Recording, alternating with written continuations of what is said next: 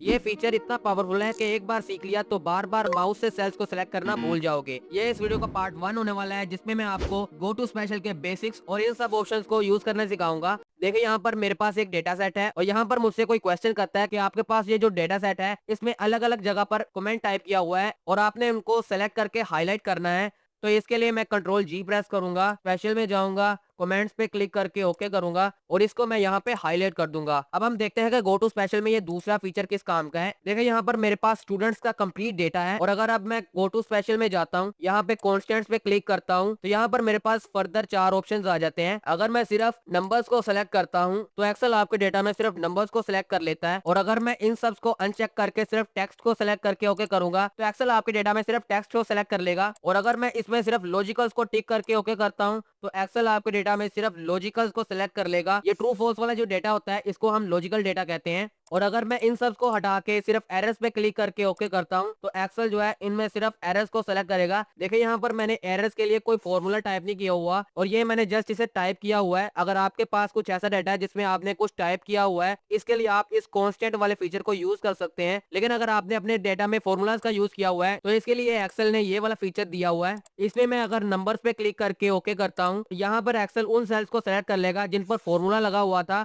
और जिनका output numbers में आ रहा है। इसी तरह से अगर मैं यहाँ पे इसको टेक्स्ट पे क्लिक करके ओके करूंगा तो यहाँ पर एक्सेल उन सेल्स को सिलेक्ट करेगा जिन पर फॉर्मूला लगा हुआ होगा और जिनका आउटपुट जो है वो टेक्स्ट में आ रहा होगा। इसी तरह से लॉजिकल और एरर्स वाला फीचर भी काम करता है। देखिए अगर आपके बॉस ने आपसे एक क्वेश्चन कर लिया कि आपके पास ये एक डेटा है और यहाँ कुछ ब्लैंक सेल्स दिए गए हैं, इन ब्लैंक सेल्स की जगह पर आपने 0 टाइप करना है, तो इसके लिए मैं क्या करूंगा, गो टू स्पेशल में जाकर ब्लैंक्स पर क्लिक करके ओके करूंगा। यहाँ पर मैं 0 इंसर्ट करूंगा और कंट्रोल एंटर प्रेस करूंगा तो यहाँ पर हर सेल्स में 0 एंटर हो जाएगा। तो इस तरह से हम ब्लैंक्स को यूज कर सकते हैं। अब देखें यहाँ पर मेरे पास 2 डेटा सेट है। अगर मैं यहाँ पर इस डेटा पे क्लिक करता हूँ और कंट्रोल जी प्रेस करता हूँ, स्पेशल में जाता हूँ, यहाँ पे मैं करंट रीजन को सिलेक्ट करके ओके करता हूँ तो एक्सेल इसी रीजन को यानी इसी एरिया को सिलेक्ट कर लेगा। इसके लिए आप कंट्रोल ए को भी प्रेस कर सकते हैं करंट रीजन को सिलेक्ट करने के लिए। ये वाला एक ऐसा फीचर है जिसके बारे में 90% लोग जानते भी नहीं है और जो 10% जानते हैं वो भी कंफ्यूज होते हैं। कंफ्यूज क्या होते हैं, अगर यहाँ पे मैं कंट्रोल जी प्रेस करके स्पेशल में जाता हूँ और यहाँ मैं करंट एरे पे क्लिक करके ओके करता हूँ तो एक्सेल इसको सेलेक्ट नहीं कर पाता क्योंकि ये एक एरे का पार्ट नहीं है। अब यहाँ पर मैं इस डेटा को एरे का पार्ट बनाने के लिए इस सेल में जाता हूँ, इन दोनों को मल्टीप्लाई कर देता हूँ। अब इसको मैं सेलेक्ट करता हूँ, डेटा में जाकर व्हाट इफ एनालिसिस में डेटा टेबल पे क्लिक करता हूँ, रो इनपुट सेल में मैं इसको सेलेक्ट करता हूँ, कॉलम इनपुट सेल में मैं इसको सेलेक्ट करता हूँ, ओके करता हूँ तो यहाँ पर इन सब नंबर्स का टेबल आ जाएगा। अब इस डेटा को मैंने एक एरे का पार्ट बना दिया है।